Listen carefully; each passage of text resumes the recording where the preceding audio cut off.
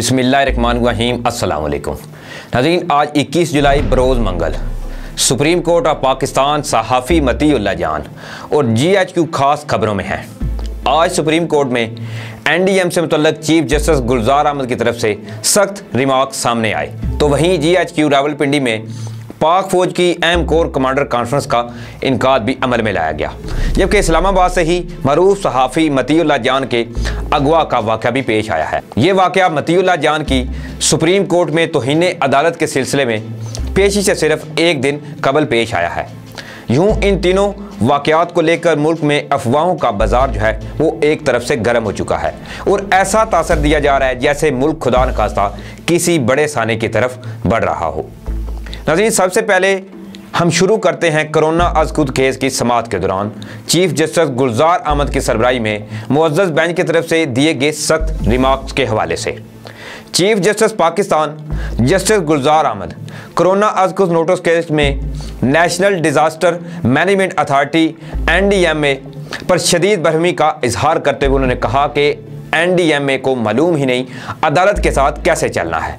हम वज़ीर आज़म को कह देते हैं कि सारा NDMA फारग कर दें और किसी को एक पैसा भी नहीं खाने दें। नाज़रीन, अदालत ने NDMA की रिपोर्ट भी मुस्तरद कर दी, जबकि चीफ जस्टिस ने मजीद कहा कि कुछ समझ नहीं आ रहा कि NDMA अरबों रुपए कैसे खर्च कर रहा है। NDMA के मेंबर एडमन को खुद कुछ मालूम नहीं, NDMA TD डील के लिए जहाज और मशीनरी मंगवा रहा है। ये तो था अहवाल केस में दिए गए सख्त रिमार्क से हवाले से। अब यहाँ ये बात काबिल ज़िक्र है कि NDMA मुशर्रफ दौर में अफवाज से निपटने के लिए बनाया गया था, जिसकी सरबराही पाक फौज के लेफ्टिनेंट जनरल मोहम्मद अफजल कर रहे हैं, जो चंद दिनों कबल एक निजी टीवी को दिए गए इंटरव्यू की वजह से खबरों में रह चुके हैं। नाज़रीन, अब दूसरा वाक़या जो बहुत अहमियत का हामिल है वो है मुतनाज़ ट्वीट पर तौहीन अदालत की कार्रवाई का सामना करने वाले मरूफ सहाफ़ी मतीउल्लाह जान के अगवा के हवाले से। मतीउल्लाह जान की सुप्रीम कोर्ट में पेशी से सिर्फ एक दिन कबल ही यूँ गिरफ्तारी कई एक सवालात को जन्म दे रही है। मुल्क में सहाफ़ी मतीउल्लाह जान की गुमशुदगी या अगवा कह लें, इस पर इस वक्त सोशल मीडिया पर मुल्की अदारों के खिलाफ बदतमीज़ी का तूफान जो है वो बरपा है। इस वाक़े की आड़ में मुल्की अदारों के खिलाफ गुमराह कुन प्रोपेगेंडा जो है वो शुरू कर दिया गया है और इस सारे मामले को पाक फौज और खुफिया एजेंसियों के साथ जोड़ दिया गया है। नाज़रीन, मतीउल्लाह जान ने कायद-ए-आज़म यूनिवर्सिटी से डिफेंस एंड स्ट्रेटेजिक स्टडीज़ में मास्टर किया था और वो गुज़श्ता 3 दहाइयों से सहाफ़त कर रहे हैं। वो पाकिस्तान के मुख्तलिफ टीवी चैनल से मुंसलिक भी रह चुके हैं, लेकिन दूसरी जानिब आजकल वो यूट्यूब पर अपना एक चैनल चला रहे थे। इनके वालिद फ़ौज में लेफ्टिनेंट कर्नल के ओहदे पर फाइज थे और ख़ुद इन्होंने भी फ़ौज में कमीशन हासिल किया था। ताहम लेकिन कुछ अरसे बाद इन्होंने ये मुलाजमत छोड़ दी थी।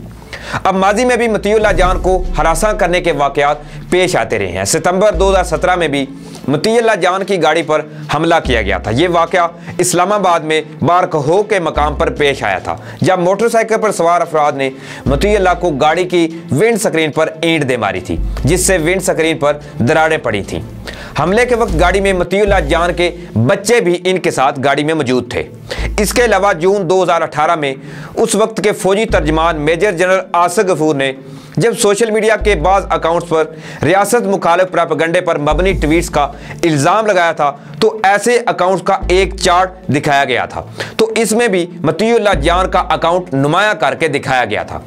आज सहाफ़ी मतीउल्लाह जान को इस्लामाबाद से अगवा कर लिया गया है और इनकी गाड़ी इस स्कूल के बाहर खड़ी मिली है, जहां वो अपनी अहलिया को छोड़ने के लिए आए थे। मतीउल्लाह जान की अहलिया ने BBC उर्दू के आज़म खान को बताया कि वो मंगल की सुबह 9:30 बजे इन्हें सेक्टर G6 में वाक़े उस सरकारी स्कूल तक छोड़ने आए थे जहां वो पढ़ाती हैं। थाना अबुपारा में तैनात एक पुलिस अफसर ने BBC को बताया कि थाने की पुलिस ने मतीउल्लाह जान के साथ पेश आने वाले वाक़े की CCTV फुटेज हासिल कर ली है, ताहम इसमें चेहरे अभी वाज़ेह नहीं है। इन्होंने मजीद कहा कि इस फुटेज का बगौर जायजा लेकर ही कोई हतमी राय कायम की जा सकती है।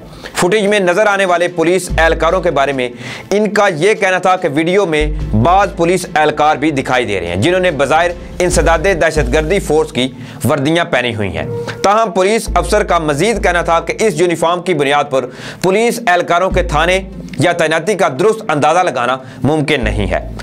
इसके अलावा नाज़रीन ख्याल रहे कि मतीउल्लाह जान की बुध को सुप्रीम कोर्ट में तौहीन अदालत के मुकदमे में पेशी थी।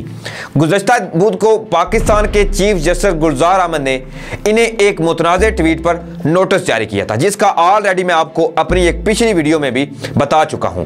मतीउल्लाह जान की गुमशुदगी की खबर आम होते ही पाकिस्तानी सोशल मीडिया पर भी तबसरे अब होने लगे हैं।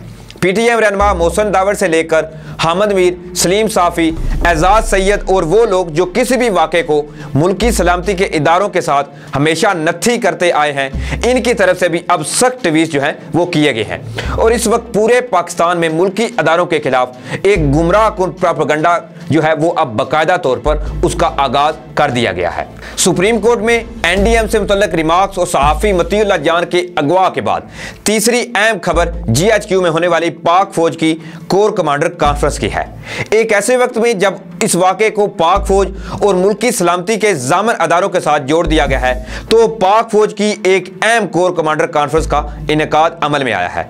DGISPR की तरफ से जारी की तफसीलात के मुताबिक आर्मी चीफ कमर बाजवा की सरबराही में कोर कमांडर कॉन्फ्रेंस का इनेकाद किया गया, जिसमें तमाम कोर कमांडर के साथ साथ DGISI जनरल फैज हमीद भी शरीक हुए। शुरा ने मुल्की की बैरूनी सरहदों की हिफाजत और मुल्क की दाखिली सूरत हाल पर तबादला ख्याल किया। आर्मी चीफ ने पाक फौज और दीगर इदारों की तरफ से उठाए गए इकदाम की तारीफ की है। खास करके कोरोना वबा के सूरत हाल में किए गए इकदाम को खूब सराहा गया है। आर्मी चीफ और शुरा ने कोरोना वबा और टड्डी दिल के खात्मे में पाक फौज के किरदार को न सिर्फ सराहा बल्कि इन इकदामात की मुकम्मल हमायत का भी ऐलान किया है। इसके अलावा नाजरीन सिविल अदारों, डॉक्टर्स और दीगर स्टाफ की मेहनत और लगन की भी तारीफ की गई है। एक एलामिया के मुताबिक पाक फौज हर किस्म के अंदरूनी और बैरूनी खतरात से निपटने के लिए मुकम्मल तैयार है।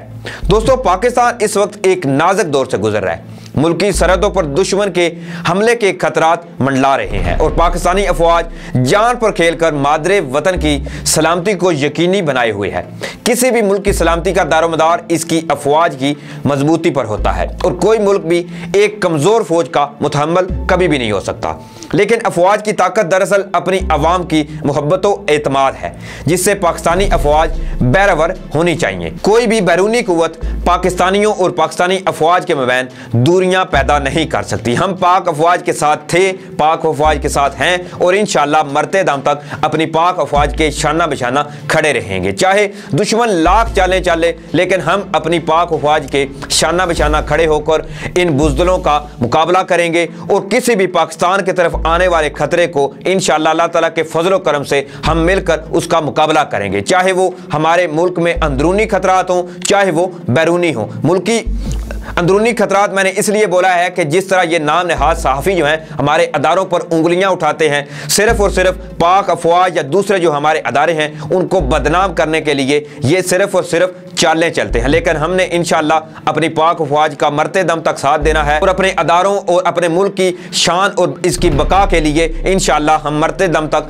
अपने मुल्क की हिफाजत करने में अपनी पाक अफवाज का अहम किरदार जो है उसको भी सराहते रहेंगे। और आखिर में नाज़रीन अपनी राय का इजहार जो है वो कमेंट्स बॉक्स में लाजमी कीजिएगा। तो इसी के साथ मुझे इजाज़त दें, अपना ख्याल रखिएगा, तब तक के लिए अल्लाह हाफिज़।